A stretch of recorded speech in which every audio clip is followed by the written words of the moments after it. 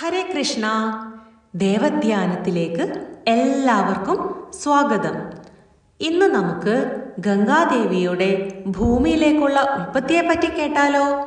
ഒരിക്കൽ സഗര ചക്രവർത്തി അശ്വമേധയാഗം നടത്താൻ തീരുമാനിച്ചു.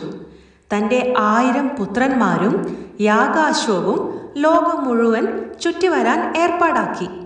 സഗരപുത്രന്മാർ കുതിരയുമായി ലോകം ചുറ്റാൻ തുടങ്ങിയപ്പോൾ ഇന്ദ്രദേവൻ അസ്വസ്ഥനായി. ഇന്ദ്രൻ യാഗാശ്വത്തെ പാതാളത്തിൽ തപസ്സനുഷ്ഠിക്കുന്ന കപിലമുനിയുടെ ആശ്രമത്തിൽ കെട്ടിയിട്ടു. പക്ഷേ തപസ്സിൽ മുഴുകിയിരുന്ന കപിലമുനി ഇതൊന്നും അറിഞ്ഞിരുന്നില്ല. സഗരപുത്രന്മാരാവട്ടെ ക്ഷീണിതരായി നദിക്കരയിൽ ദാഹമകറ്റി അവിടെ കിടന്നുറങ്ങിപ്പോയി. ഉറക്കമുണർന്നപ്പോൾ തങ്ങളുടെ യാഗാശ്വത്തെ കാണാനുമില്ല. യാഗാശ്വത്തെ അന്വേഷിച്ച് സഗരപുത്രന്മാർ പാതാള ലോകത്തിലേക്ക് പോയി. കപിലമുനിയെയും ആശ്രമത്തിൽ കെട്ടിയിട്ട യാഗാശ്വത്തെയും കണ്ടിട്ട് എല്ലാം അറിഞ്ഞിട്ടും ഒന്നും അറിയാത്ത ഭാവം അഭിനയിക്കുന്നു എന്നും പറഞ്ഞ് സഗരപുത്രന്മാർ മുനിയുടെ തപസ്സിന് വിഘ്നം വരുത്തി. കപിലമുനിയുടെ കോപത്താൽ ദൃഷ്ടി അവരുടെ മേൽ പതിഞ്ഞപ്പോൾ അവർ 1000 പേരും ഭസ്മമായി തീർന്നു.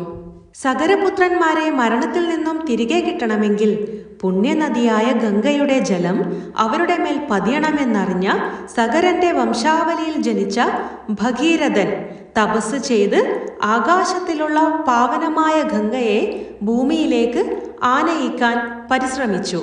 ബ്രഹ്മാവിനെയും ശ്രീ പരമേശ്വരനെയും ധ്യാനിച്ച് ഭഗീരഥൻ അതികഠിനമായ തപസ് അനുഷ്ഠിച്ചു.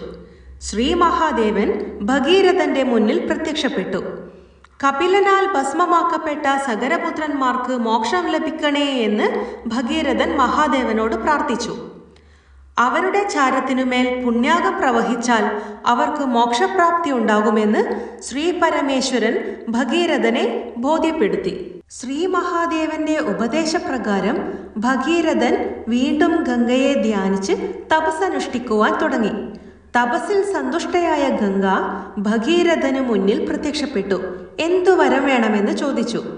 ഭഗീരഥൻ പറഞ്ഞു, എൻ്റെ പൂർവികരായ 1000 പുത്രന്മാർ കപിലമുനിയുടെ ശാപത്താൽ ഭസ്മമായി. ആ ഭസ്മത്തിന്മേൽ ഗംഗാജലം പ്രവഹിച്ചാൽ അവർക്ക് മോക്ഷം നേടാൻ സാധിക്കും. ഗംഗാദേവി പറഞ്ഞു, ഞാൻ ഭൂമിയിലേക്ക് വരുമ്പോൾ എന്നെ താങ്ങാൻ അതിശക്തനായ ഒരാളെ ആവശ്യമുണ്ട്. ഇല്ലെങ്കിൽ ഭൂമി പിളർന്നു പാതാളത്തിലേക്ക് പോകേണ്ടി വരും. അതിശക്തനായ ലോകനാഥനായ ശ്രീ പരമേശ്വരന് മാത്രമേ അത് സാധിക്കൂ. അതുകൊണ്ട് ശ്രീ മഹാദേവന്റെ സഹായം തേടണം. ഭഗീരഥൻ വീണ്ടും മഹാദേവനെ ധ്യാനിച്ച് തപസ് ചെയ്യാൻ തുടങ്ങി. ഭഗവാന്റെ കടാക്ഷത്താൽ ഗംഗ ഭൂമിയിലേക്ക് പതിക്കാനായി കൽപ്പിച്ചു. മഹാദേവൻ ഗംഗയെ താങ്ങി നിന്നു. ശേഷം അല്പാൽപമായി ഭൂമിയിലേക്ക് ഗംഗയെ ആനയിക്കുകയും പാതാളത്തിലേക്ക് സഗരപുത്രന്മാരുടെ ഭസ്മമായ ശരീരത്തിലൂടെ ഒഴുക്കിയപ്പോൾ അവർക്ക് മോക്ഷവും ലഭിച്ചു. ഇതാണ് ഗംഗാനദിയുടെ ഭൂമിയിലേക്കുള്ള ഉൽപ്പത്തിയുടെ കഥ. ഗംഗയെ സ്മരിച്ച് സ്നാനം ചെയ്താലും ആ ജപം കാറ്റിലൂടെ നമ്മുടെ ശരീരത്തിൽ പതിച്ചാലും പുണ്യം ലഭിക്കും. എല്ലാവരും അഭിപ്രായം അറിയിക്കുക. Please share, like and subscribe. Thank you.